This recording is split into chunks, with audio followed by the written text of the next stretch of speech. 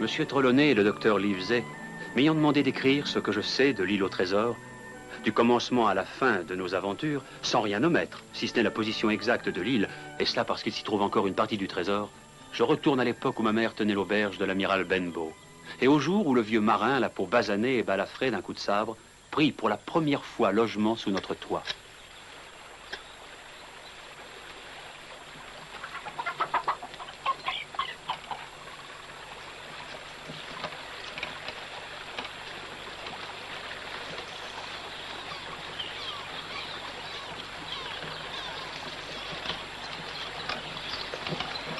Voilà une crique qui est très commode. Et cette auberge a une situation bien agréable. Beaucoup de monde? Non, on a très peu de clients, et c'est bien malheureux.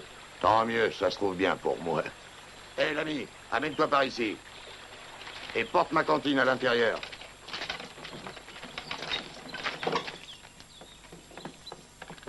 Bonjour, monsieur. Bonjour, madame. J'ai une soif de tous les diables. Du rhum. Je ne suis pas un homme exigeant. J'ai besoin de rhum, d'œufs au jambon et de cette falaise là-haut pour guetter les navires. Quand vous vous adresserez à moi, appelez-moi capitaine. Je vais vous préparer votre chambre, capitaine.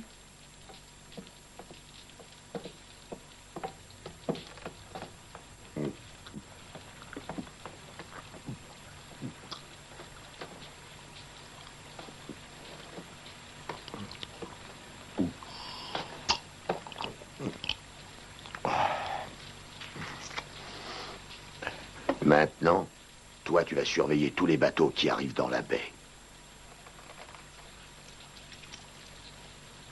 Tu vois cette pièce? Oui, capitaine. C'est une pièce de 4 sous en argent.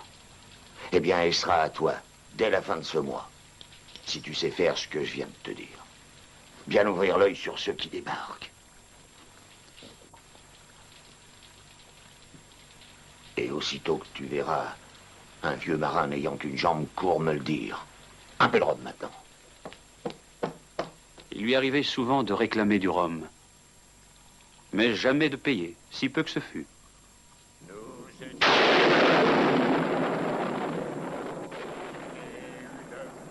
Certains soirs, il prenait plus de grog que sa tête n'en pouvait supporter. Et il se mettait alors à chanter ces maudites vieilles rengaines de marins.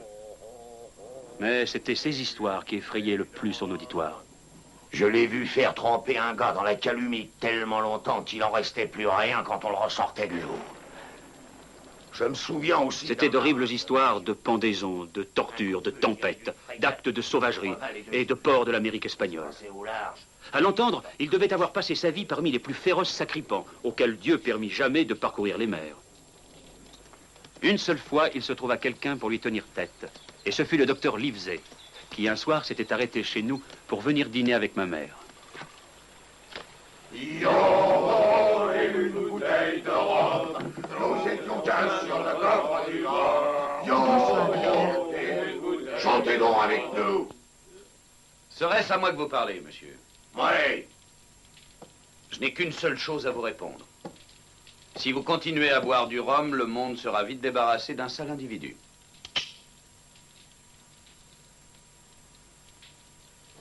Et si vous ne remettez pas tout de suite ce couteau dans votre poche, je vous promets sur l'honneur que vous serez pendu.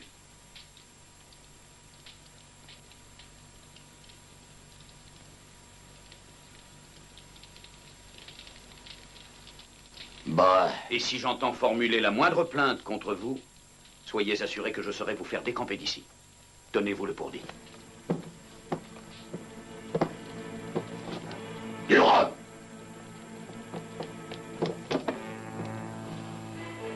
Le jour, il guettait sur les falaises, muni d'une lunette d'approche en cuivre. Et chaque soir, en rentrant, il demandait si aucun marin n'était passé sur la route. Et surtout, un vieux marin avec une seule jambe.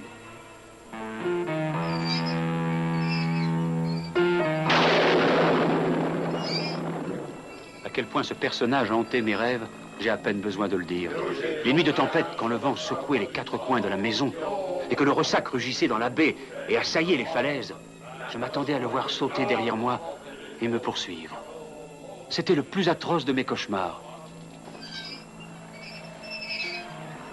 Un vieux marin n'ayant qu'une jambe.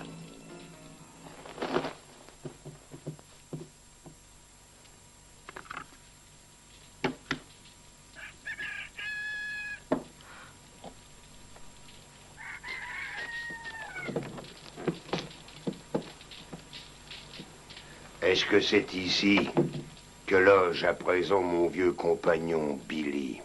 Non, je ne le connais pas. Un qui se fait appeler Capitaine, avec une cicatrice sur la joue.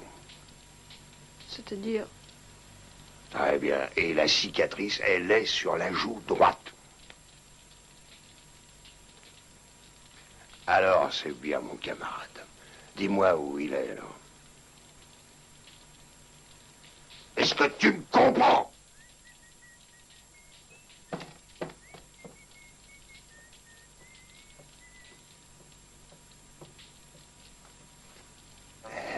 C'est lui. Toi, mets-toi dans ce coin-là. On va lui faire une surprise à ce vieux camarade.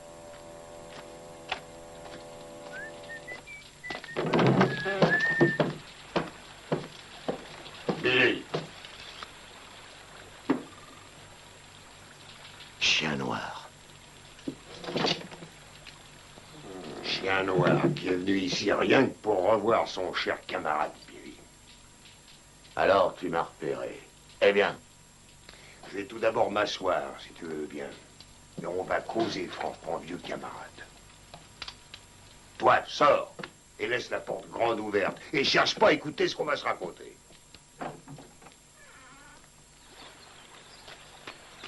Il y a des clients, Jim? Un homme qui connaît le capitaine. Est-ce que c'est l'homme qui l'attendait? Souhaitons-le, parce que j'espère qu'il repartira avec lui. Et où est-ce que vous allez? Une des servantes du manoir est souffrante et nous allons la voir. Garde bien la maison, Jim. Allez, Hugh!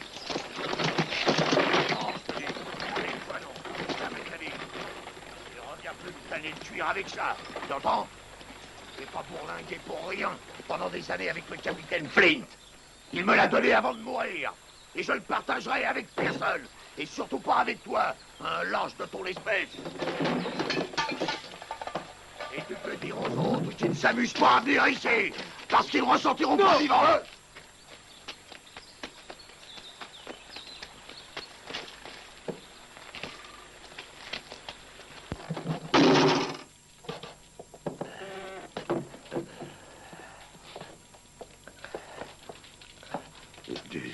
Du rhum, Jim. Êtes-vous blessé? Du rhum. Je vais être obligé de partir d'ici, du rhum. Je suis bien fatigué et abandonné par tous. Dis, tu vas me donner une gourde remplie de rhum avant que je m'en aille. Je vais chercher le médecin, oui. Les docteurs, c'est tous les mêmes. Ils savent rien de rien. Moi, j'ai vécu de rhum et grâce à lui, ça m'a nourri, abreuvé. On était comme mari et femme. Je te donnerai une belle pièce d'or, une guinée pour une pinte de rhum. Gardez votre argent. Donnez-moi seulement ce que vous devez à ma mère. Mais il faut que j'ai ma lampée ou j'aurai des hallucinations horribles. J'ai vu déjà quelques fantômes il y a un instant. J'ai vu le vieux Flint, là, dans ce coin, juste derrière toi, aussi net que si c'était écrit. Je l'ai vu. Alors, une goutte de rhum et rien de plus. Et puis, vous irez vous reposer, capitaine. Ça, en aucun cas. Ils doivent me guetter maintenant. Dehors ou quelque part. Ils m'ont condamné. Ils vont m'envoyer la tache noire. La tache noire? C'est le nom d'un autre homme? Non, non, c'est une sorte de signe. Quand on l'a reçu, autant dire adieu à la vie.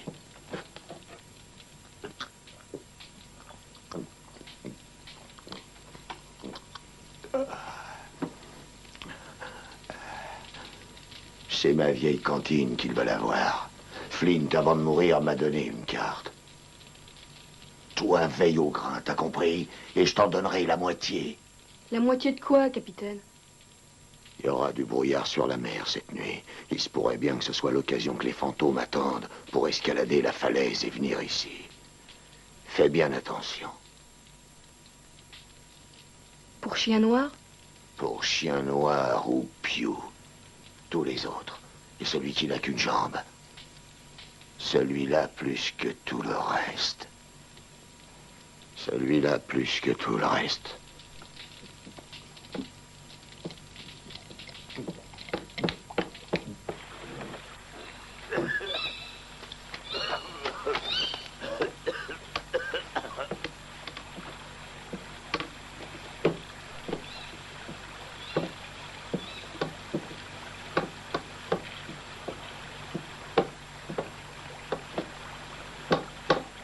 Est-ce qu'il se trouve par ici une personne charitable pour renseigner un pauvre aveugle qui a perdu la vue en servant courageusement sa patrie, l'Angleterre? Dieu bénisse le roi George. Et pour lui dire dans quelle partie de son pays il se trouve actuellement. Vous êtes à l'auberge de l'amiral Benbow, dans la baie de la Colline Noire.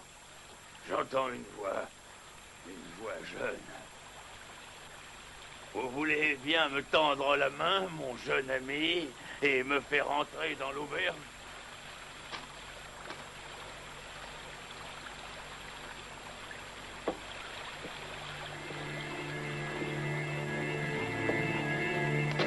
Et maintenant, conduis-moi où est le capitaine.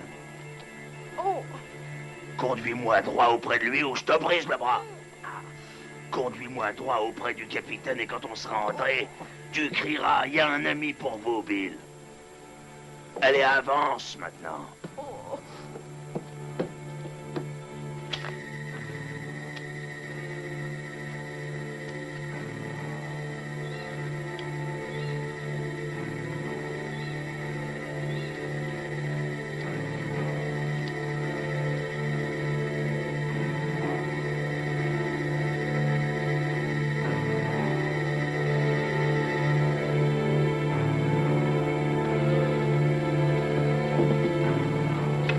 Il y a un ami pour vous, Bill.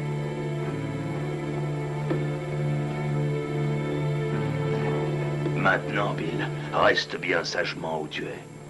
C'est vrai que j'y vois rien, mais j'entendrai un doigt remuer. J'ai une commission pour toi. Toi, petit, prends sa main droite près du poignet. Et approche-la de la mienne. Voilà qui est fait. Maintenant, reconduis-moi.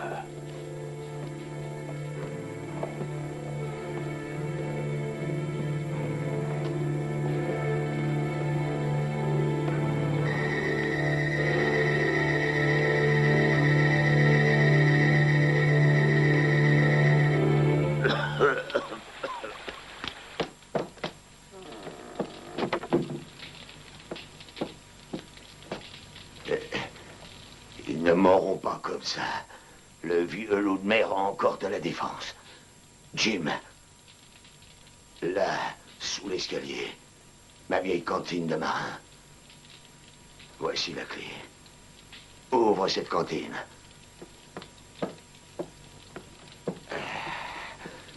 Et tout au fond, tu trouveras un petit sac de toile et en dessous, une pochette en toile huilée. Prends-la et cache-la bien. Parce que ces bandits n'hésiteraient pas à dépouiller un honnête homme de ce qui est sa propriété légitime. Jim, écoute, cache-la et garde-la bien soigneusement.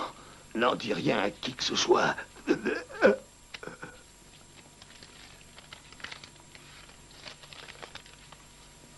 C'est la tache noire, capitaine.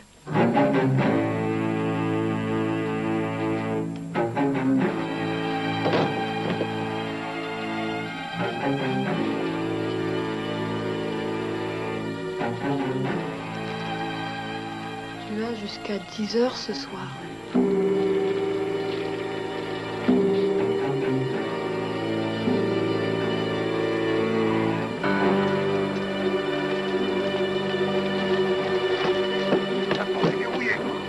Enfoncez la porte!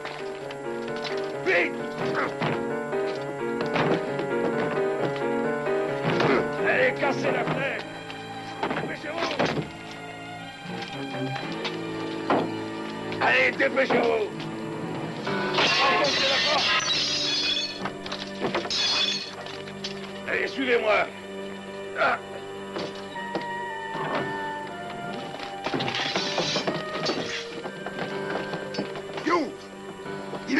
griller son coffre, t'as de propre à rien.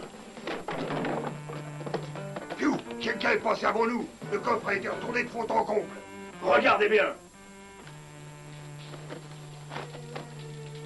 Il y a un peu d'argent. Non, la carte, l'argent, on s'en moque. Il n'y a aucune carte. Ces gens de l'auberge l'auront volé. C'est sûrement ce garçon. J'aurais dû tremper la gorge.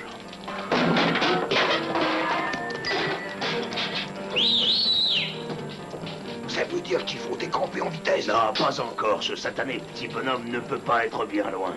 Allez, grouillez-vous et cherchez-le. Oh, misère de misère, si j'avais mis. Johnny, chien noir. Là. Oh, vous n'allez pas me lâcher. Vous n'allez pas lâcher le vieux Piou. Ah.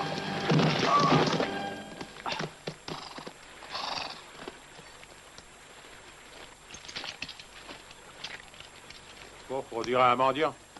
Non, c'était un boucanier. Ils étaient tout l'équipage d'un bateau. Qui es-tu? Hawkins, monsieur. Le jeune Jim Hawkins? Oui, monsieur. J'ai été informé de la présence d'un chasse-marée dans la cale de Kit, des contrebandiers. Non, pas des contrebandiers, des pirates. Des pirates? C'est heureux qu'il ne te soit rien arrivé. Sais-tu ce qu'ils voulaient? De l'argent? Non, pas de l'argent. Je pense que c'était plutôt ceci. Il vaudrait mieux mettre ce parchemin en sûreté. Bonne précaution. Tu as raison. Je vais t'emmener au manoir.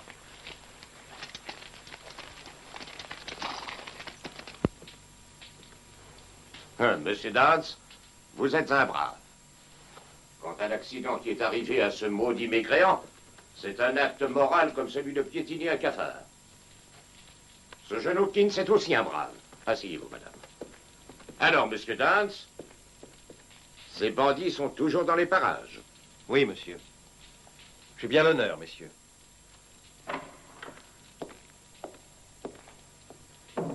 Des hommes de Flint. Vous avez, je suppose, entendu parler de lui. Ah, je vous crois. Le plus sanguinaire boucanier qui ait jamais existé. Barbe Noire n'était rien à côté de lui. Les Espagnols avaient si peur de ce Flint que parfois je me sentais fier de penser qu'il était anglais. Au cours d'une traversée, j'ai vu ces unis au large de la Trinité. Et notre capitaine prit alors une telle fausse qu'il fila se réfugier à Port d'Espagne.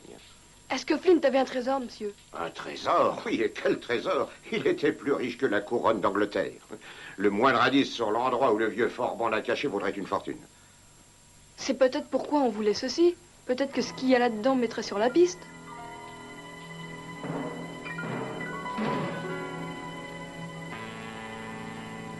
Ma foi, Livesey, regardez ce que c'est. Est-ce que tu veux bien, Jim, que nous ouvrions cette pochette, puisqu'elle est à toi par le droit des armes? Ça, on peut le dire. Ouvrez-la, docteur.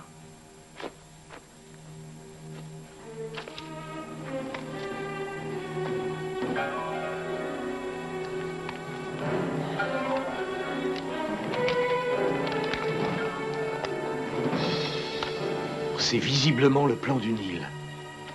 Grand arbre, contrefort de la Longue-Vue, point de direction N, K-N-N-E. Nord, quart nord, nord-est. Ah, bien sûr, bien sûr. Regardez ces trois croix à l'encre rouge. Et ces quelques mots écrits. Le gros du trésor est ici. Livesey, vous allez immédiatement abandonner votre charge. Demain, j'irai au port de Bristol. En 3 semaines de temps. 3 semaines, 2 semaines, 10 jours. Nous aurons le meilleur bateau et le meilleur équipage d'Angleterre. Madame, votre petit Jim sera notre garçon de cabine. Tu feras un fameux garçon de cabine, Hawkins. Vous, Livesey, vous serez le médecin de bord. Moi, l'amiral, bien sûr. Trelawney, je vais avec vous. J'offrirai ma garantie. Et j'emmène James, qui donnera du crédit à l'opération. Il n'y a qu'une personne qui m'effraie un peu. Ah, et qui est-ce? Nommé, c'est indésirable. Vous, parce que vous ne savez pas tenir votre langue. D'autres que nous connaissent l'existence de ce papier. Les pirates qui attaquèrent l'auberge cette nuit, ils veulent ce trésor et ils feront n'importe quoi afin de s'en emparer. Nous ne devons pas souffler le moindre mot de notre découverte.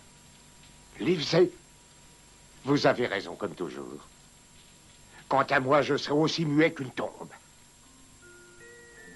Pendant que le docteur était à Londres pour chercher un remplaçant, je continuais à habiter l'auberge.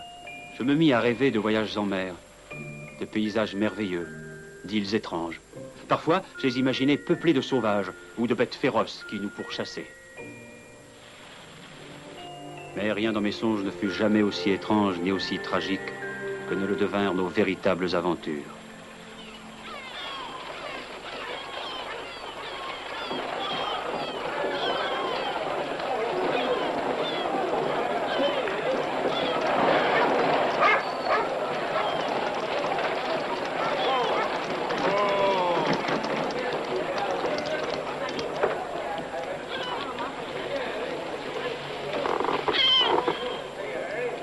Allons, éveille-toi, Jim. Éveille-toi, tu m'entends? Docteur, Tu viens de faire un long voyage pendant lequel tu t'es bien reposé. sommes-nous à Bristol? Et à Bristol, parfaitement. Allez, viens, descends de cette voiture. Oh, Redrouf! Eh bien oui, ça y est, me voilà marin. C'est notre maître qui l'a voulu. Voilà Tom Joyce et Hunter, qui était palefrenier chez Monsieur Trelawney. Domestique pendant toute notre vie et tout d'un coup devenu marin. Et si tu voyais notre maître qui s'est déguisé en officier... Ah, voici une lettre que tu donneras à John Silver. Est-ce également un serviteur de Monsieur Trelawney? Que non, c'est le propriétaire d'un cabaret de Bristol. Tu le trouveras sans peine. Il a pour enseigne un énorme télescope.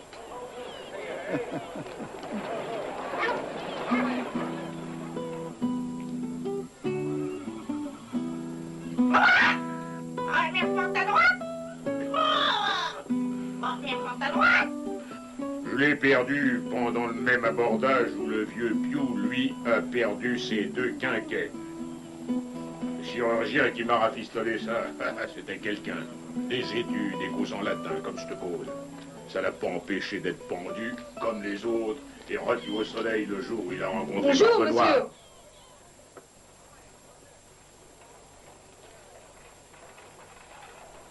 Et ici, c'est une taverne où on boit bien. Alors, qu'est-ce que tu prendras, vos petits frises poulets?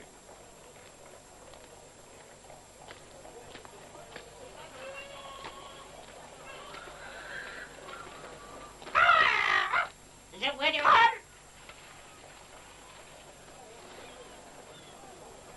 Je suis dans l'auberge de la Longue-Vue.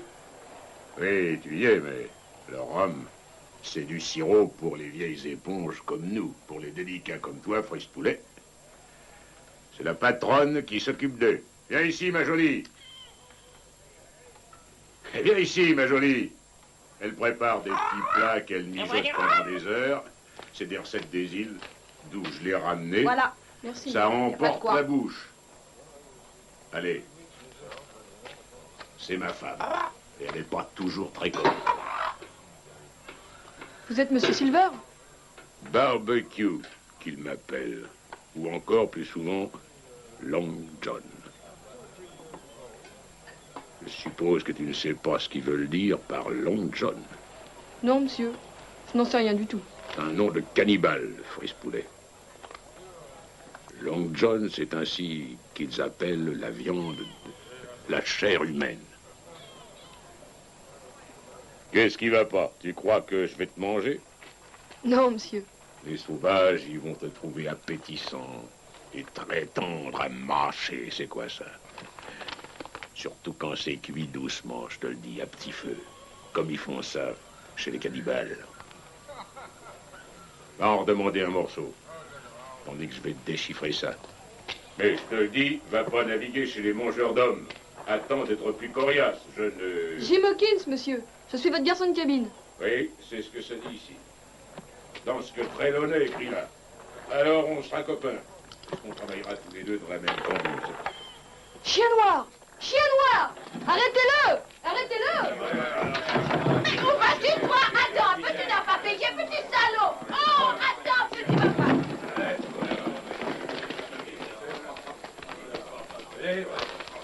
Ah, pas payé? Je vais te tirer les oreilles.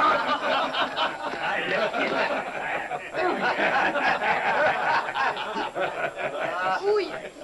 Alors, qu'est-ce que t'en dis? Une perle fine, n'est-ce pas? Et belle comme une image, mais tu vois pas commode. Et c'est pas distinguer un ami quand elle en voit un. Ah, elle manque de discernement.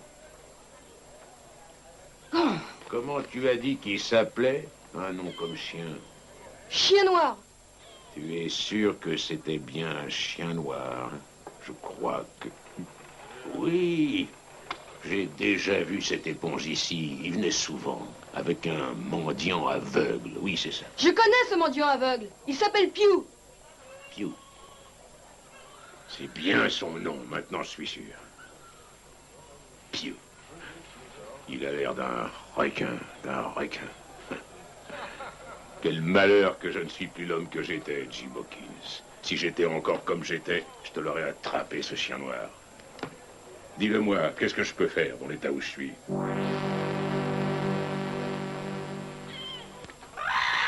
Oh, Jim. Ah, tu es là. Garde à vos rapports! Notre équipage est maintenant au complet. Garde à vos rapports! Alors, Jim, tu es prêt à affronter la mer? Oh oui, monsieur. Quand mettons la voile? Quand? Mais t'es de m'asseoir. Notre bateau est armé, n'est-ce pas, Silver? Ah oui, monsieur. Avec un équipage trié sur le volet. Hispaniola, c'est le nom du bateau. Je l'ai eu grâce aux amis que j'ai à Bristol et qui se sont littéralement mis en quatre pour me le procurer dès qu'ils ont eu vent du motif qui nous pousse. Du trésor qui est... Oh, bien sûr, motus que personne... Avez-vous tous les gens nécessaires? Ouais, Jim, j'avais eu des difficultés innombrables à en enrôler qu'une demi-douzaine. Lorsque le plus surprenant des hasards m'a fait tomber exactement sur l'homme qu'il me fallait. Oh, et qui est-ce, monsieur? Qui? Qui d'autre que notre ami Long John Silver? Quelqu'un qui est respecté et sait se faire obéir. Un homme parfait à tous égards. Il a même réussi à nous débarrasser de la plupart des hommes que j'avais retenus. Eh bien, le brave Silver et moi-même, nous sommes arrivés à recruter un lot de vieux loups de mer de premier ordre. Nous pourrions, s'il le fallait, attaquer une frégate. Monsieur Trelawney, Oui, Jim? est-ce que monsieur Silver va devenir notre capitaine? Moi, Jimmy, un pauvre tavernier qui, pour sa santé, a besoin de faire un petit tour en mer et de respirer l'air du large. Je serai votre maître coq. Trop heureux qu'on veuille bien de moi. Oh, ne soyez pas si modeste. C'est vous qui avez choisi le capitaine, pas moi. Un excellent choix. Je crois que vous serez d'accord avec moi. C'est quelqu'un à poigne. Ah oui, oui, je l'ai entendu dire. Oui, un rude, un grand marin, ce capitaine Smollett. Je serai très franc, monsieur. Je suis très mécontent. Et de quoi êtes-vous mécontent, capitaine? Vos hommes ne me plaisent pas beaucoup.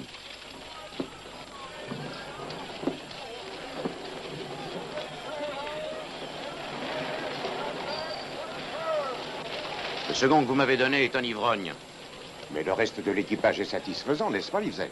Pas tant que cela, d'après le capitaine Smollett. C'est un caractère difficile, mais c'est le capitaine qu'il nous faut. Le bateau n'a pas l'air de vous plaire. Je n'ai pas encore d'avis. J'attends de le voir naviguer. Moi, j'ai un avis, monsieur. C'est un joli bateau et vous pouvez compter sur lui, messieurs. Moi, je vous le dis, capitaine, il réagira aux caresses du vent encore mieux qu'une femme amoureuse au baiser de son mari. Ces cordes qui pendent partout, c'est à vous? Oui, capitaine. Elles sont utiles, je m'agrippe après elles. Il faut ça pour qu'un pauvre mutilé tienne debout quand il y a du vent ou que le pont est humide et glissant.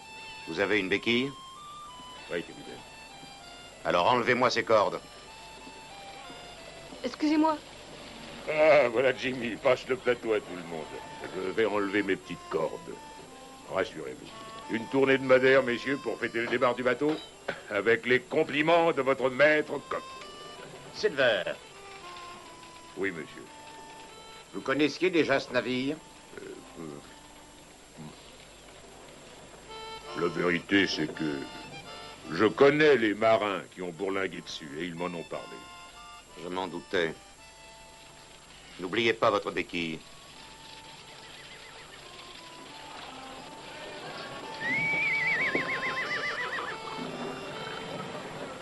Très bien, messieurs. On a beaucoup bavardé. Beaucoup trop, même.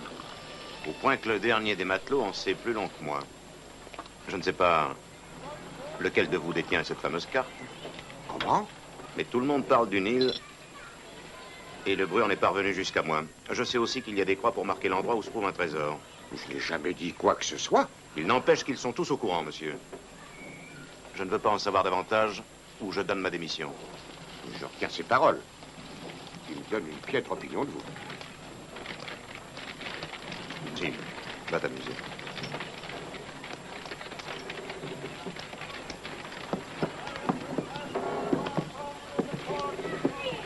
Vous pensez que nous risquons une mutinerie? Livesey. Je constate que les choses ont une tournure inquiétante. Et je dois prendre certaines précautions. Il raconte des balivernes. Je déclare cette conduite indigne d'un homme et d'un marin, et intolérable chez un Anglais. Haro! Haro! Carguez la voile! Oui, capitaine. Carguez la voile!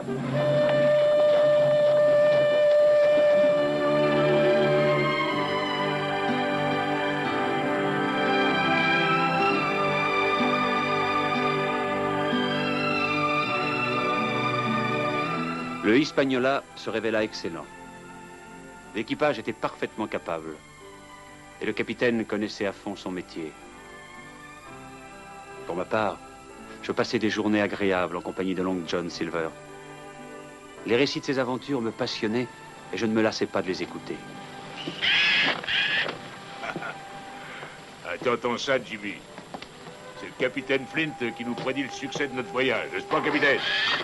J'appelle mon perroquet capitaine Flint, en souvenir du fameux boucanier. Assieds-toi, petit. Installons-nous. Lui, ou plutôt elle, c'est son premier voyage en mer, n'est-ce pas, ma chérie? Mais Flint, est-ce que tu sais l'âge qu'il a? Il a 200 ans, peut-être bien. Tant que ça? À croire qu'il va jamais mourir. Ah, il en a vu pour sûr de toutes les couleurs et seul le diable en a vu plus que lui. Oui, il a navigué avec England, le grand capitaine England, et avec Barbe Noire. Tu entends, ma chérie? C'est qu'il a été jusqu'à Madagascar, et à Suriname, et Providence, et Portobello. Il était à l'abordage du vice-roi des Indes, au large de Goa. À le voir comme ça, on le prendrait pour un bébé. T'as reniflé la poudre, toi. N'est-ce pas, capitaine?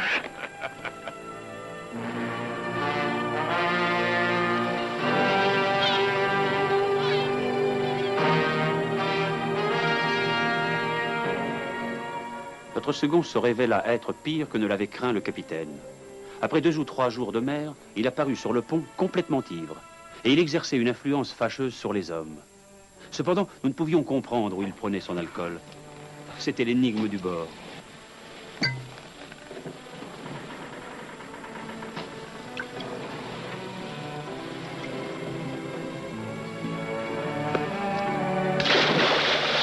Aussi, personne ne fut-il très surpris quand, par une nuit noire, il disparut à jamais.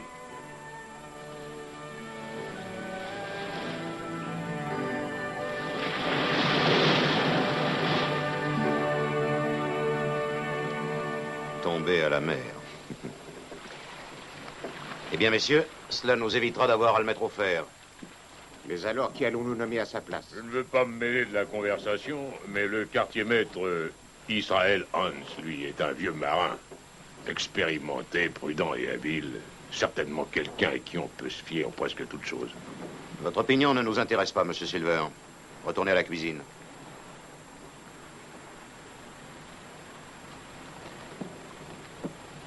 Capitaine Smollett, vous méjugez cet homme. Ah. On verra bien. Le voyage n'est pas encore terminé. En tout cas, tout le monde à bord me paraît satisfait. Ce serait difficile. Mais gâter des mauvais sujets ne donne jamais rien. En tout cas, c'est mon avis. Je n'ai jamais vu un équipage aussi gâté. Des doubles grogues en veux-tu, en voilà, à la moindre occasion, et cette barrique de pommes en permanence à la discrétion de chacun. Ouais,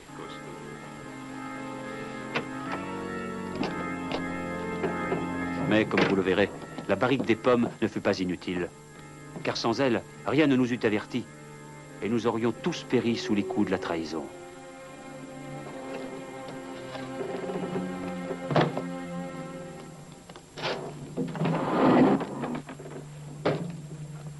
Alors, John, quand est-ce qu'on frappe un grand coup?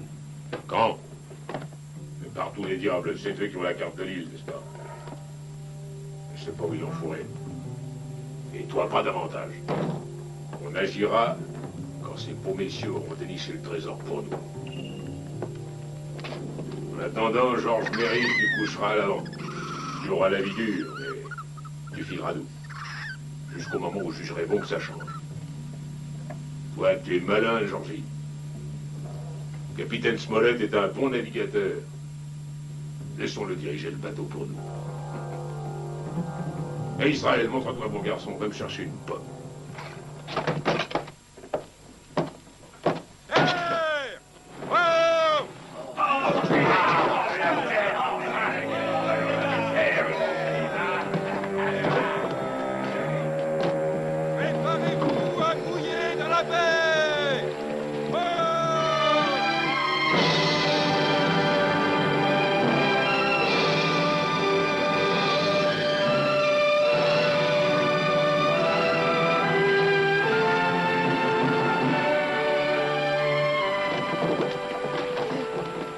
Je viens d'entendre quelque chose de très grave.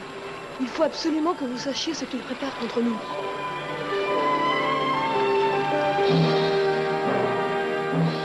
Est-ce que l'un d'entre vous a déjà vu l'île où nous allons accoster? Moi, je la connais. Hein, Georges? L'avez-vous quand vous me parlez? Je vous demande bien pardon. C'est pas ma béquille.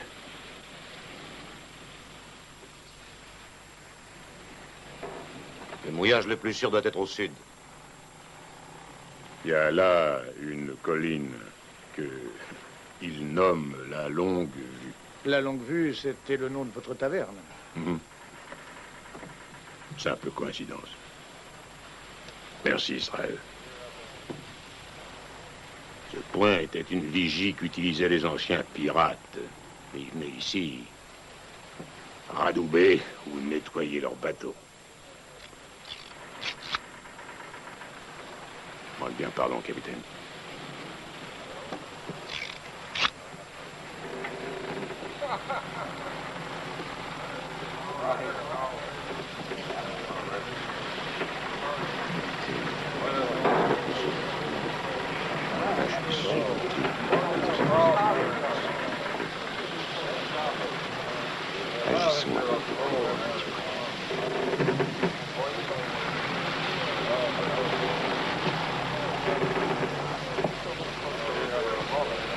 Mes amis, ça a l'air très plaisant ici. Cette terre que nous venons de reconnaître est aussi le but que nous cherchions. Monsieur Trelawney, le docteur et moi descendons maintenant dans la cabine pour trinquer à notre santé à tous. Et vous, vous avez des grogs qui vous attendent pour boire en l'honneur de qui vous voudrez. Un triple banc pour notre capitaine. Hip, hip! Hurrah!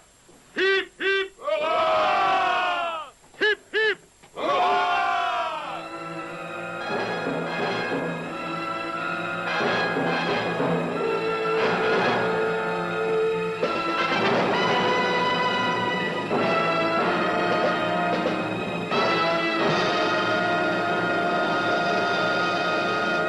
Monsieur Silver leur a dit de ne se révolter que quand il en donnerait l'ordre.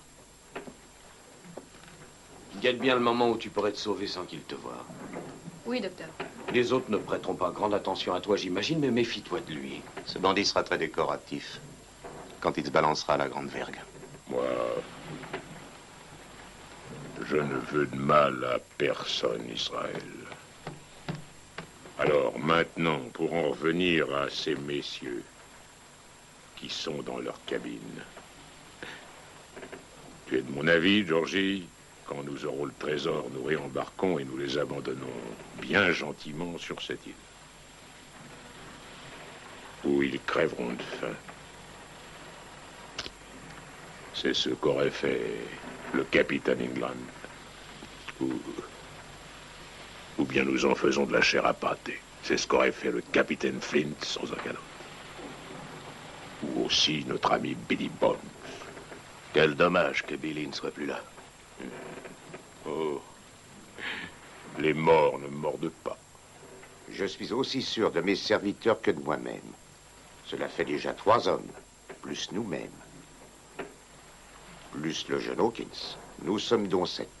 Ce qui représente notre groupe. Cela fait 7 contre 19.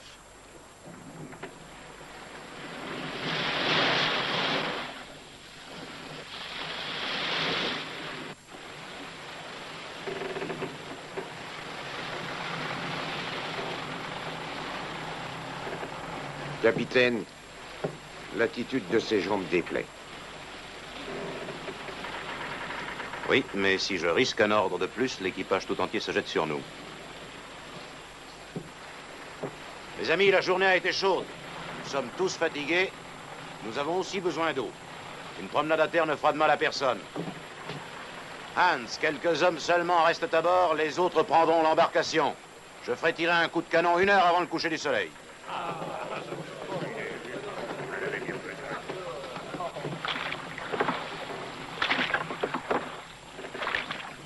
Vous êtes sûr que Jim saura s'en tirer? Oui, il viendra nous retrouver dans le fortin. Un fortin? Chut! C'est là qu'on sera le plus en sûreté. Mais quel fortin? Oui, un fortin indiqué sur la carte et que les pirates avaient construit. Prions le ciel qu'il soit encore en bon état. Alors il faut aller nous y réfugier le plus vite possible, dès que ces canailles seront hors de vue. Nous chargerons sur le canot toutes les armes qu'il sera en état de porter. Qu'en dites-vous? Et comment maîtriserons-nous les hommes de Silver qui resteront à bord? Nous occuperons d'eux au bon moment.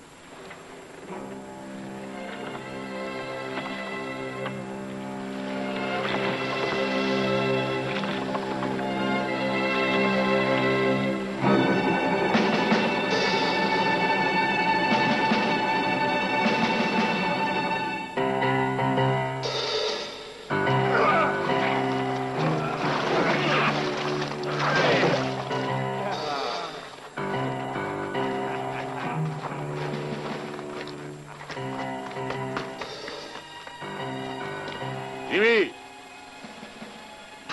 Tu visiteras l'île plus tard. Jim! Rends-moi le service de ne pas quitter des yeux le jeune Hawkins, parce que je le trouve beaucoup trop malin pour l'âge qu'il a.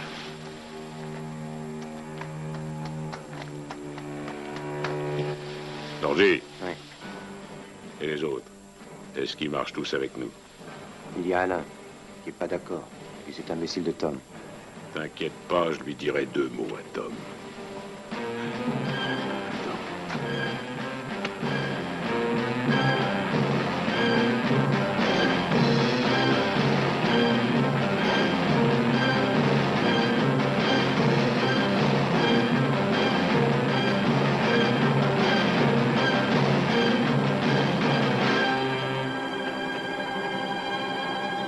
Halte là! Jetez ces couteaux. La potence vous attend, mes bons amis. Descendez dans la cale.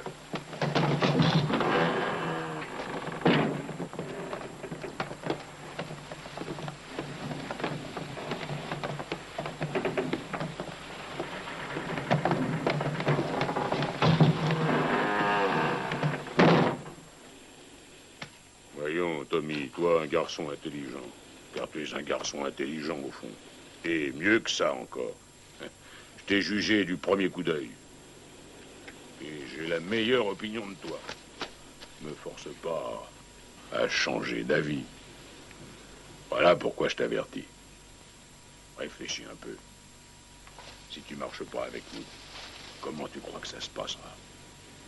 Si les autres le savent, qu'est-ce que je deviendrai, moi? Qu'est-ce que je deviendrai? Réponds. Oh, ne me raconte pas que toi, tu te laisses dominer par eux. Que tu crains se ramasser de bêtes puantes. Dis-toi que ils pueront beaucoup moins. Avec de l'or plein leur poche. Une bande de pirates. Non, des gentilshommes de fortune. Oh, ils ne reculeront devant rien et risquent la potence. Mais quand la traversée est finie, Tommy, ils ont chacun dans leur poche 100 de pièces d'or. Qu'est-ce que c'était? Ça? Oh, ça... ça pourrait bien être... Alain. Alain. Que son âme de loyal marin repose en paix. Avoue que toi, Long John Silver, tu viens de tuer Alain, avoue-le! Tue-moi aussi! Oh!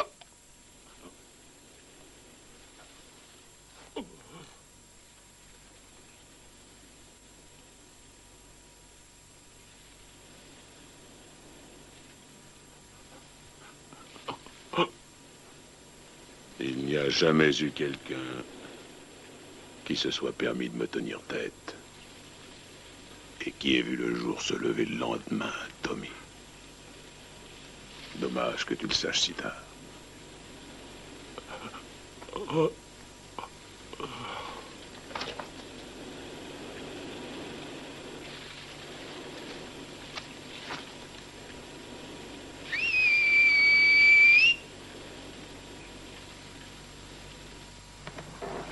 Capitaine! Nous avons débarqué des armes et des vivres. Mais il y a plus d'armes et de munitions qu'on en peut porter.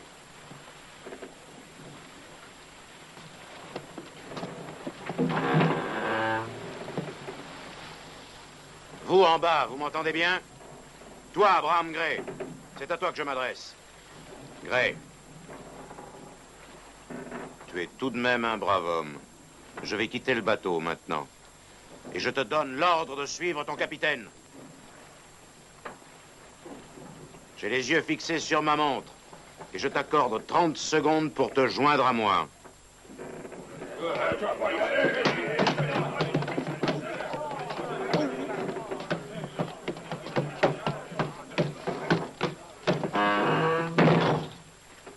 Redruth. Capitaine? Passez-vous là. Si l'un de ces bandits montre le bout de son nez, tirez dessus. Bien, capitaine. Messieurs, embarquons-nous.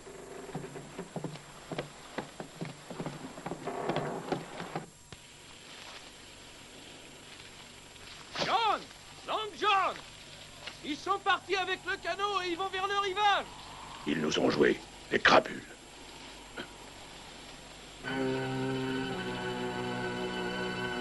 Je t'avais bien dit qu'il fallait se révolter avant. Faut le faire maintenant. Mais c'est un sale coup.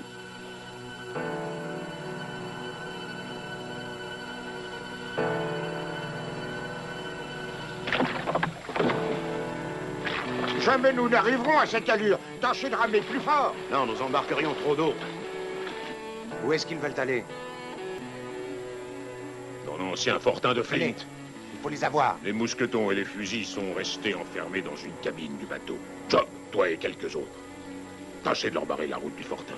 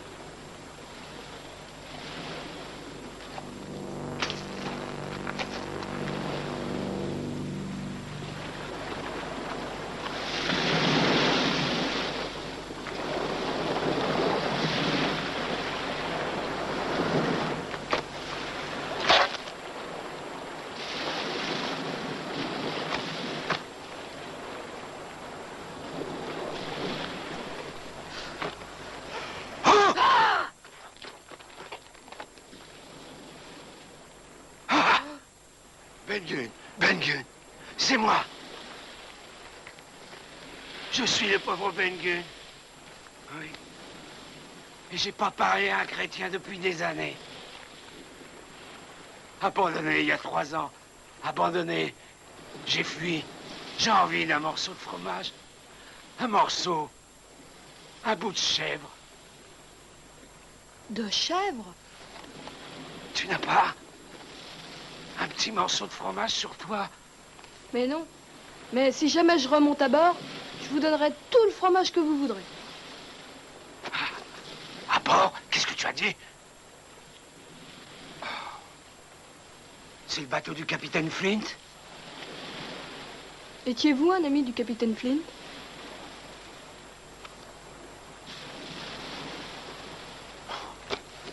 Jure-moi que c'est pas le bateau du capitaine Flint. Ce n'est pas son bateau. Il est mort depuis des années. Alors que Dieu soit loué. Il y a malheureusement des anciens de Flint qui vivent encore. Pas celui qui n'a qu'une jambe, hein? Silver? Oui, Silver. C'est ainsi qu'il s'appelait. Si tu es envoyé ici par Long John, c'est comme si j'étais déjà mort. Silver est un méchant homme. C'est le chef d'une mutinerie contre nous.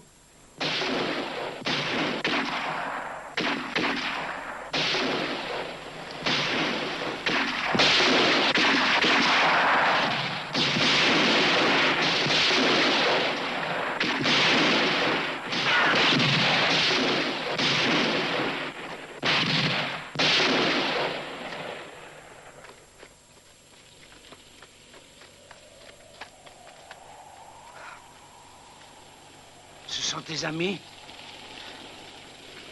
Oui, il faut que je les rejoigne. Eh bien, j'ai ici une petite embarcation et on pourrait... Qu'est-ce que vous dites? On pourrait... Quand il fera nuit... Un bateau, vous dites? Avec mes 2 mains, je l'ai construit. Et il est bien caché, dans un endroit sûr, en bas, sur la plage, derrière un rocher rouge. Aïe!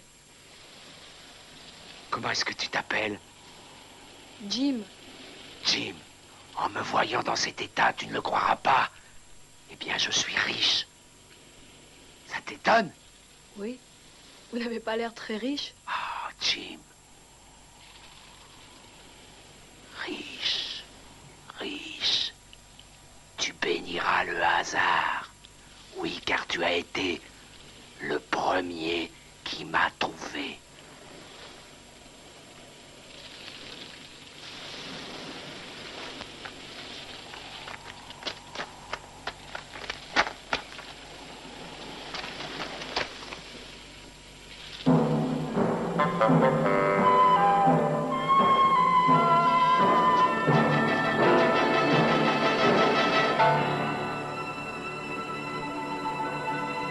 Ils ont pris notre bateau. S'il vous plaît, monsieur, quand je verrai quelqu'un, dois-je tirer? En voilà une question. Merci, monsieur.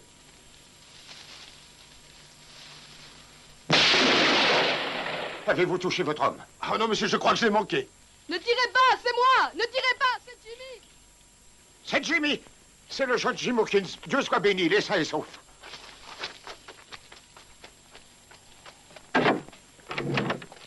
Attention, monsieur! Porte la porte!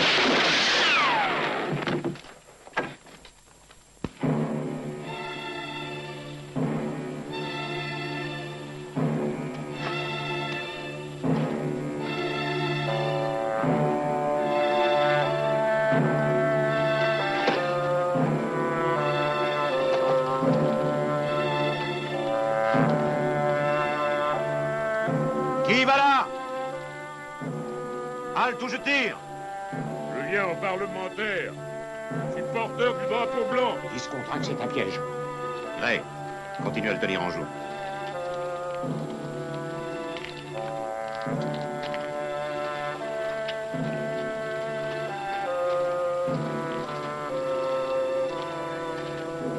C'est rien que moi, messieurs. Le capitaine Silver. Le capitaine Silver? Je connais pas. Yes. Moi, capitaine. J'ai dû...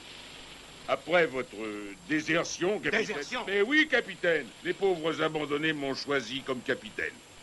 Vous êtes ou bien le maître coq, ou un vulgaire pirate. Et dans ce cas, allez au diable.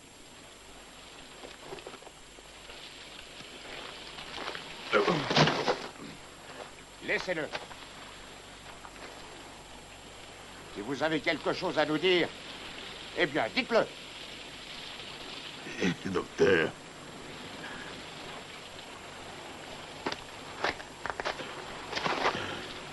Vous avez cette carte de l'île. Vous l'avez, hein?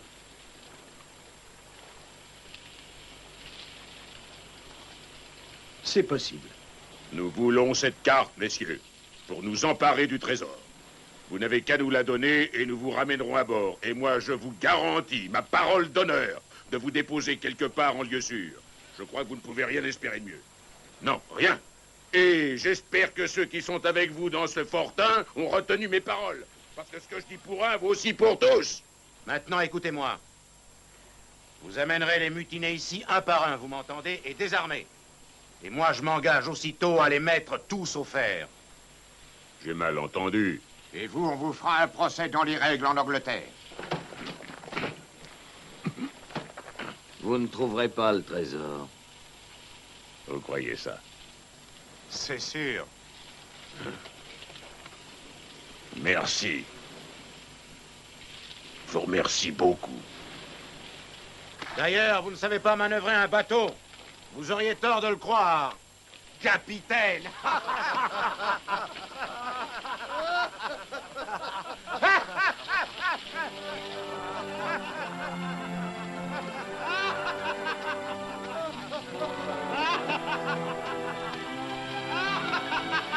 Riez, messieurs.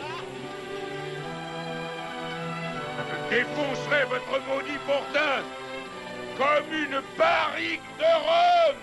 Et à notre prochaine rencontre, Silver, je vous promets une balle dans la peau.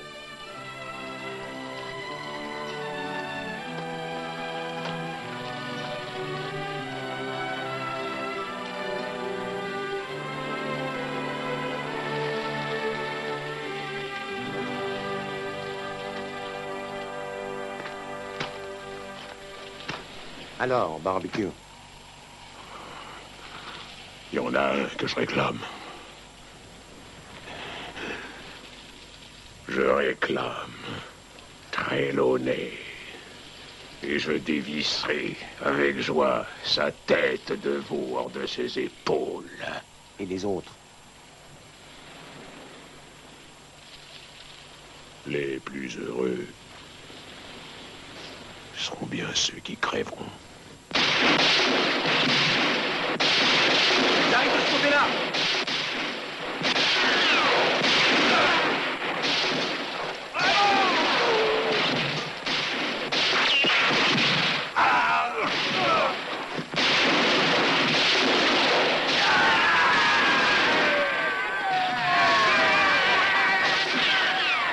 Attention! Attention!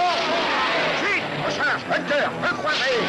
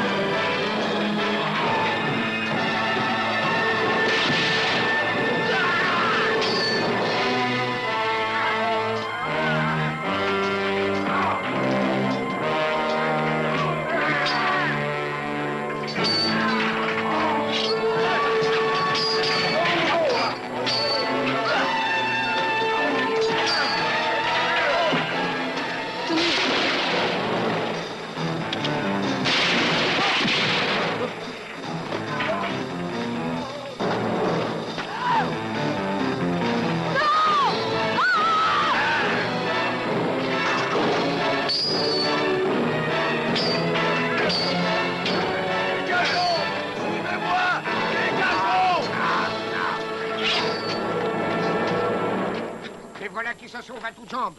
Oui, ceux qui ont pu, mais il y en a 6 qui ne pourront plus jamais courir. Notre position s'est bien améliorée. Nous finirons par avoir raison d'eux.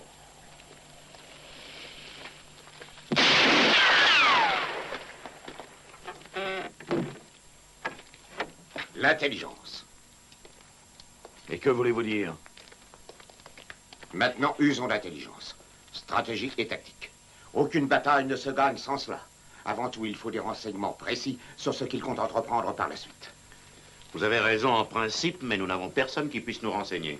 Nous avons besoin de tout le monde ici. Et n'oubliez pas que nous avons perdu notre bateau. Trelawney, que vous le vouliez ou non, il va falloir négocier avec Silver.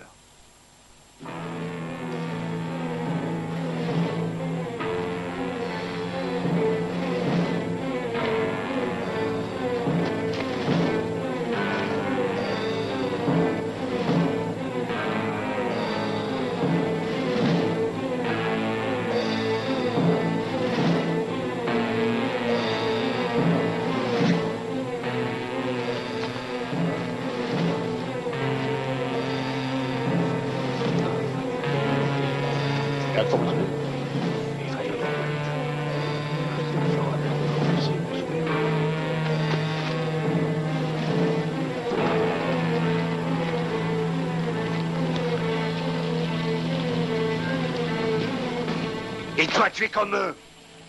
Pourquoi tout le monde est-il devenu pirate? J'abandonne la partie.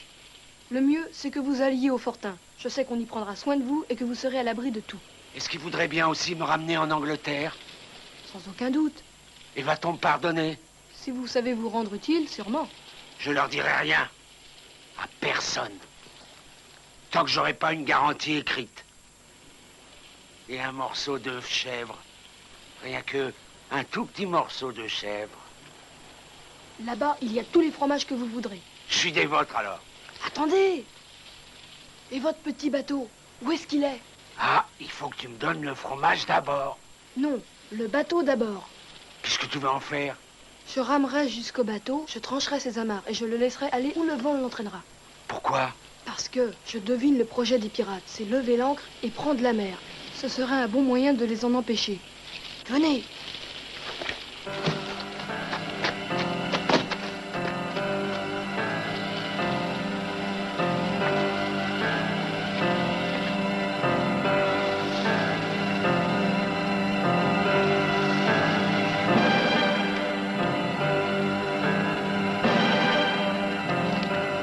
Voilà. Allons-y!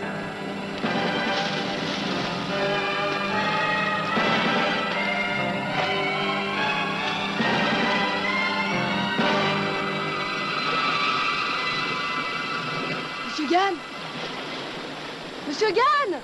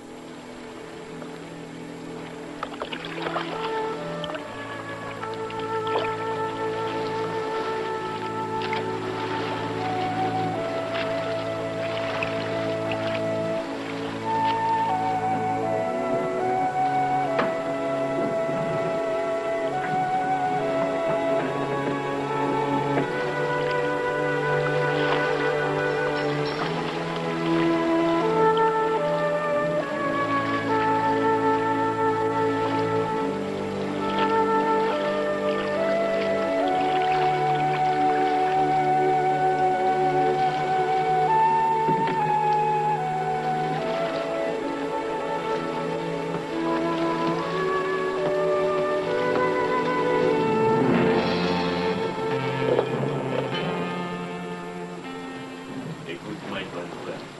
Il est temps de répondre oui ou non. Tu marches avec nous et John Silver, oui ou non? Ça dépend comment vous vous y prenez. Maintenant, tu dois te décider. On n'a plus le temps d'attendre. T'as peur ou pas? J'ai jamais eu peur de ma vie et je peux te le prouver maintenant, si tu veux. Tu n'es qu'une poule mouillée.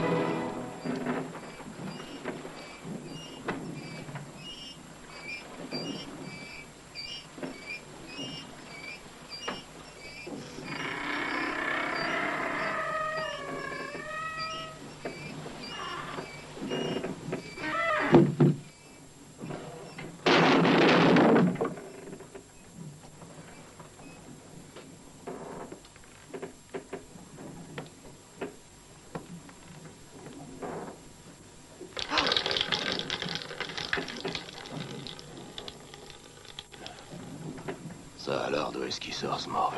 Je viens à bord prendre possession du bateau, maître Hans. Jusqu'à nouvel avis, veuillez me considérer comme votre capitaine. Et tu veux faire quoi avec ton bateau, capitaine? Je veux d'abord le faire échouer. D'abord, dis-moi pourquoi. D'abord, apprenez-moi à naviguer.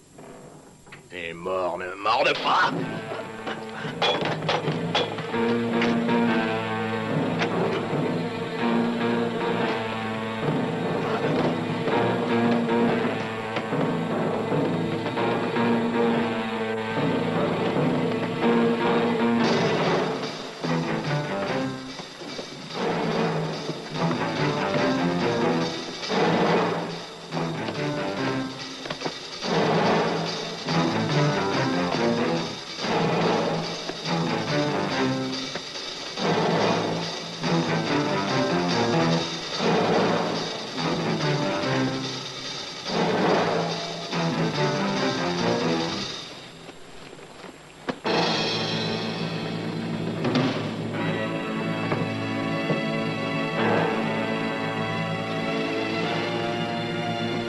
Encore un pas de plus, maître Hans, et je n'hésite pas à vous faire sauter la cervelle. Les morts ne mordent pas, on dit. Allons, ne fais pas la mauvaise tête, Jimmy. Il va falloir s'arranger entre nous deux. J'ai jamais eu de veine. Et pourtant, j'en ai rudement besoin.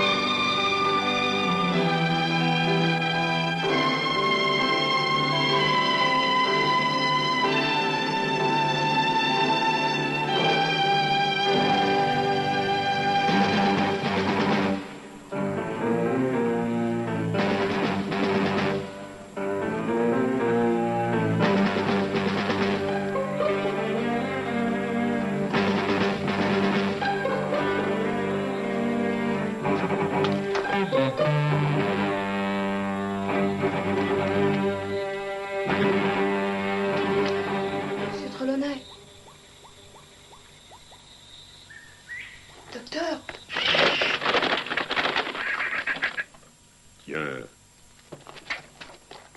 Voilà notre ami Jim Hawkins. Tombé du ciel. Bonne surprise pour le pauvre vieux John. J'aimerais savoir pourquoi vous êtes ici et où mes amis sont passés. Tu aimerais connaître le fin mot de l'histoire. Doucement, vous autres! C'est un otage précieux. Ne gaspillons pas un otage. Jim.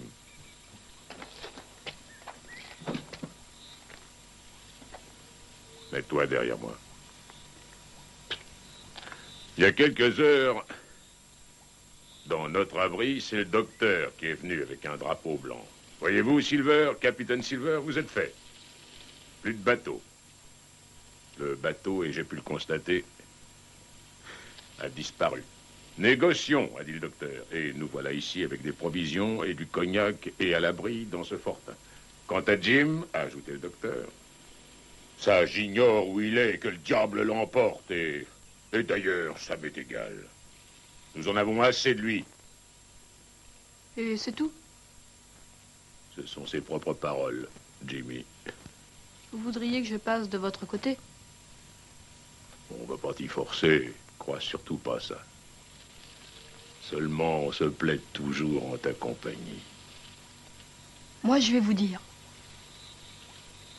Quand vous passerez en jugement pour piraterie, je dirai un mot en votre faveur.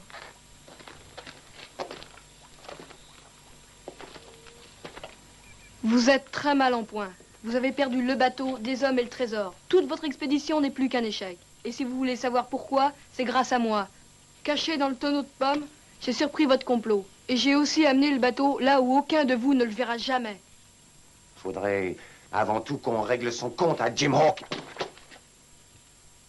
Vous n'aurez pas le dernier mot avec moi. Je me charge de faire taire celui qui osera avoir un avis différent du mien. Je vous ai pas amené ici pour discutailler. Je vous jure que vous allez obéir. C'est moi le capitaine ici. Pourquoi? Parce que je suis le plus capable et de beaucoup.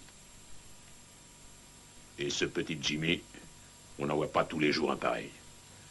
C'est un ami que personne ne s'avise de toucher à lui. Chaque équipage a des droits quand on navigue.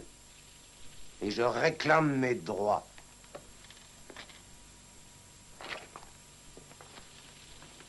On va se réunir dehors et tenir conseil.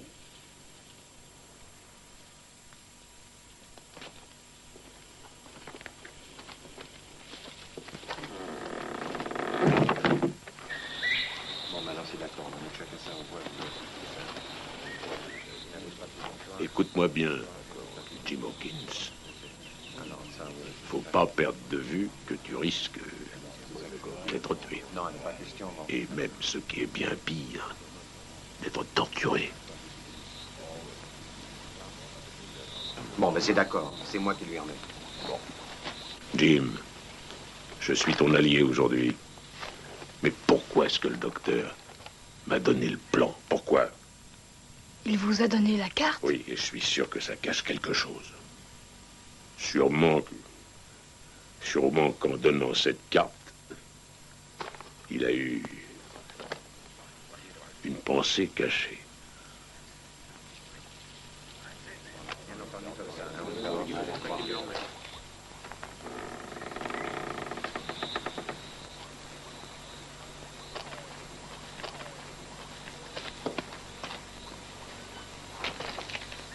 Approchez-vous.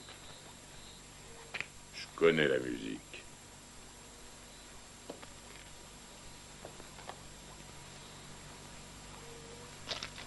La tache noire, n'est-ce pas? C'est bien ça.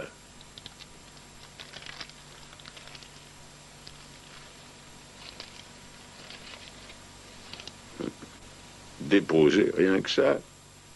Merveilleusement bien dessiné. L'œuvre d'un maître. Je jurerais que c'est ton écriture, Georges. Mais où as-tu donc déniché ce papier? Quel sacrilège. Un sacrilège? Oui, Georges.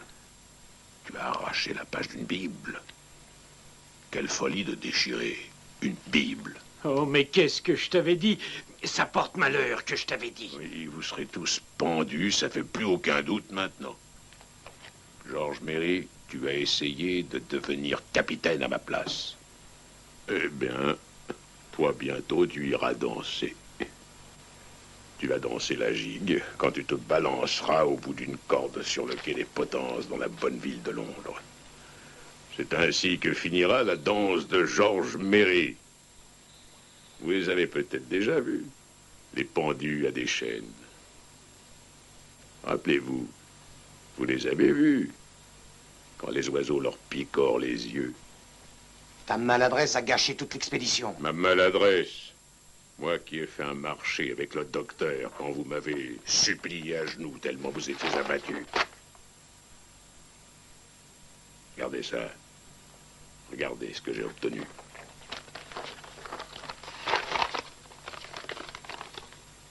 La signature de Flint, aucun doute. JF. Et le point de repère est en dessous. C'est très beau tout ça. Comment on va ensuite partir d'ici? On est sans navire. Oh, je démissionne, en voilà assez. Prenez qui vous plaira pour être votre capitaine. J'en ai plein le dos de vous tous. C'est John qu'il nous faut. C'est toi qu'on veut. Barbecue est l'homme qu'il nous faut. Bien. Puisqu'on s'est mis d'accord au travail maintenant.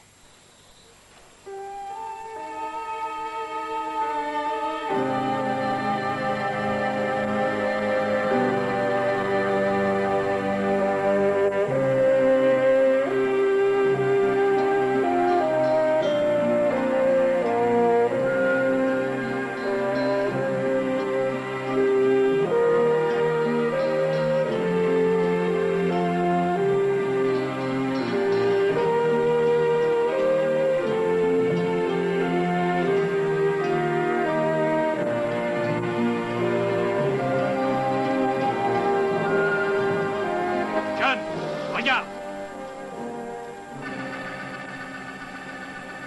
Oh, ça, par exemple, c'est extraordinaire. J'ai jamais vu un squelette dans cette position. C'est pas naturel.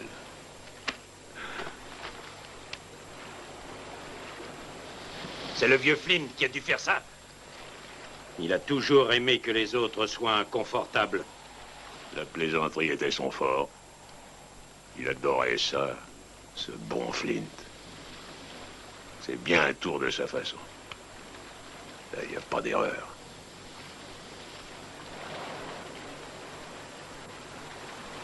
Il me vient comme une idée. Ce squelette, il sert de compas.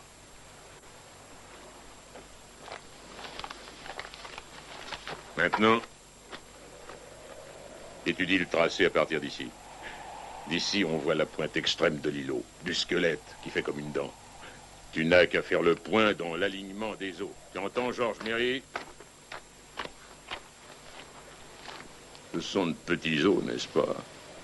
Et les cheveux devaient être roux. Je vois qui ça peut être. À l'Ardis. Il me devait pas mal d'argent. Il va te le rembourser maintenant. Je vois ce que c'est. Flint est venu ici. Avec 5 autres hommes. Il n'y avait qu'eux et lui. Flint les a tous tués. Sans exception. Et à l'Ardis, il l'a hissé jusqu'ici. Il s'est servi de son corps comme d'une boussole. Qu'est-ce que ça donne? Est, sud-est, est et quart est. 3 collines dans le même prolongement. Ça peut être dans une caverne. Droit devant nous, en route vers l'étoile polaire et le trésor qui nous attend. En avant, Kim! Marchons vers la fortune!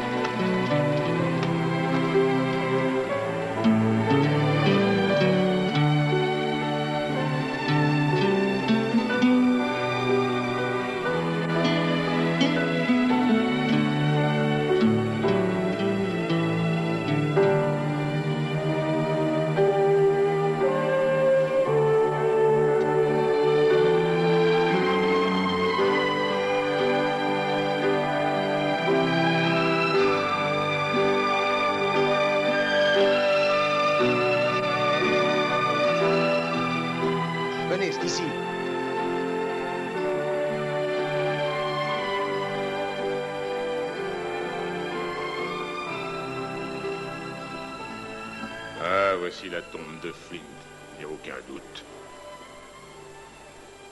Ils étaient 6 et nous sommes 6. Il n'en reste plus que des os. Flint est bien mort. Je l'ai vu de mes propres yeux.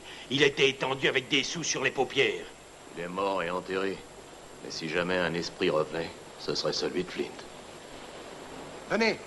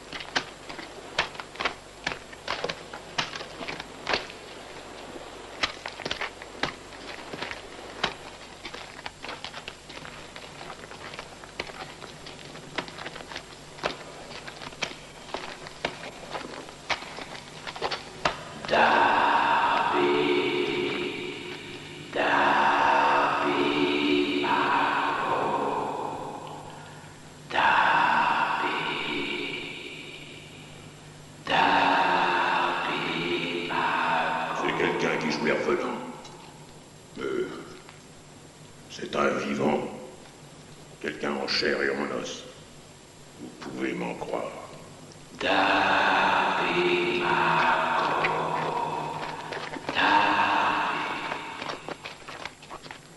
Donne-moi du rhum, David. Ce furent ses dernières paroles. Ses dernières paroles en ce monde. C'est le passé, tout ça. Allons. Jamais dans ma vie, je n'ai eu peur de Flint. Lorsqu'il était vivant. Et par le diable, il me fera pas reculer mort. Sachez-le, bande de quoi?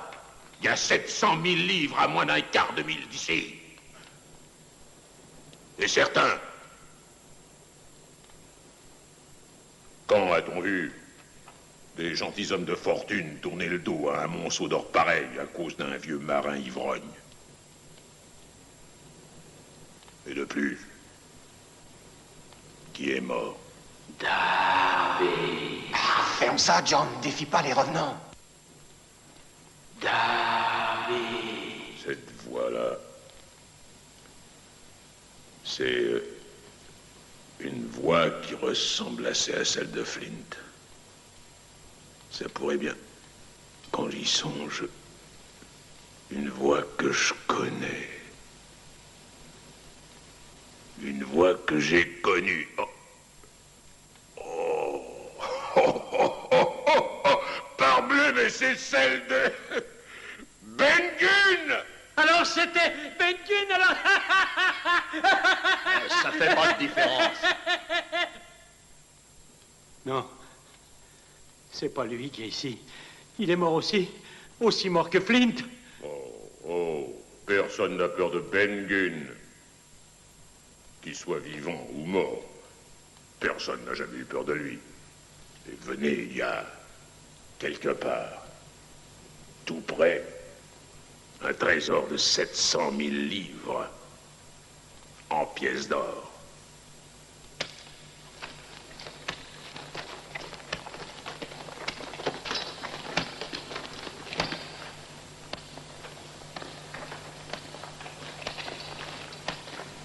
Malédiction, ils sont passés ici avant nous. Et ils ont trouvé le trésor. Ils sont partis avec, c'est clair. On est refait. Jim, on s'arrête et reste sur tes gardes. Mais qu'est-ce qui s'est passé ici?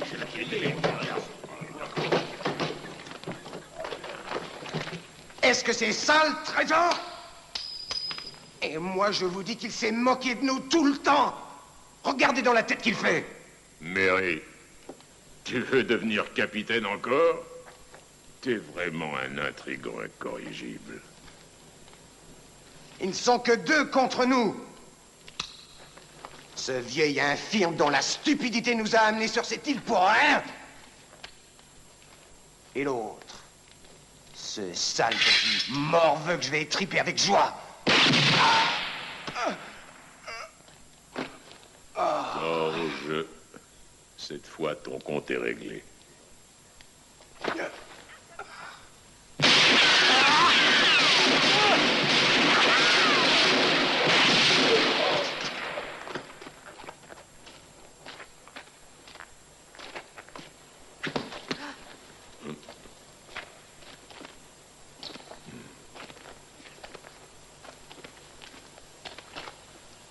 Eh bien, c'est arrivé à pic. Ah, il était grand temps, messieurs, grand temps. Je vous remercie de tout cœur. John Silver, vous êtes un bandit. Oh, vous ne me ferez quand même pas pendre. N'est-ce pas, docteur? Un prodigieux bandit. Cela, je suis sûr qu'il se serait conduit très mal envers vous. Le docteur et moi, on avait conclu un traité. Vu la tournure des choses, vous ne serez pas poursuivi. Mais tous ces cadavres pèseront sur votre conscience pour toute la vie. Je vous redis merci. Votre remerciement est un affront, car je manque gravement à mon devoir. Mais Livesey avait donné sa parole. Vous avez beaucoup de chance, Silver. Ma chance, cette chance, c'est la présence de Jim Hawkins. Autrement, on envoyait le pauvre vieux John au diable sans regret. Sans aucun regret. Alors, puisque je n'ai pas à craindre la potence, si on parlait affaires, hein? Rappelons-nous que Sur cette île, il y a quelque part ce fameux trésor. Alors je vous demande, qui est-ce qui l'a changé de place? Vous? Vous n'avez pas eu le temps. C'est Ben Gunn qui l'a fait. Il a eu des années pour le faire.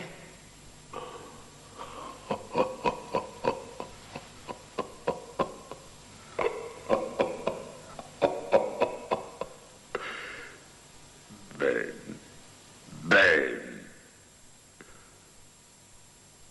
Quand je pense que c'est toi qui m'as roulé. Venez. Et venez tous. Et venez. Suivez-moi, venez.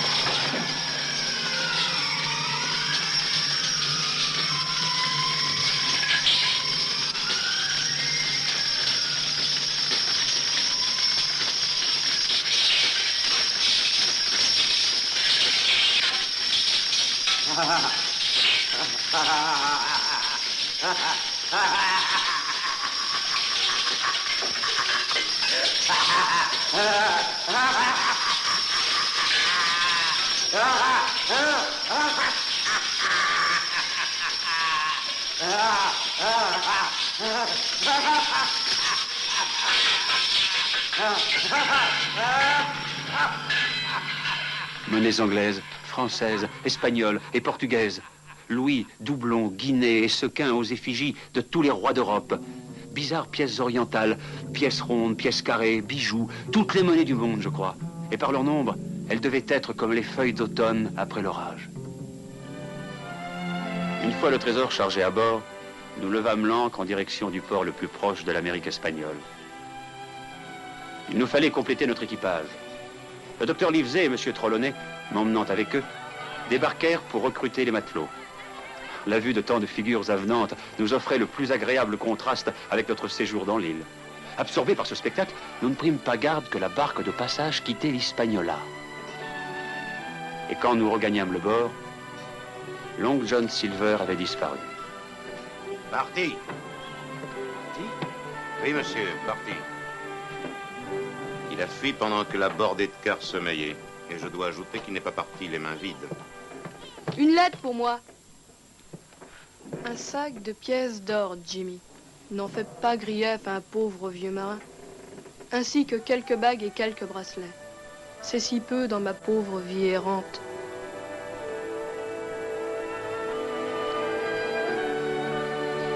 Nous eûmes un paisible voyage de retour. Chacun de nous nantit d'une large part du trésor.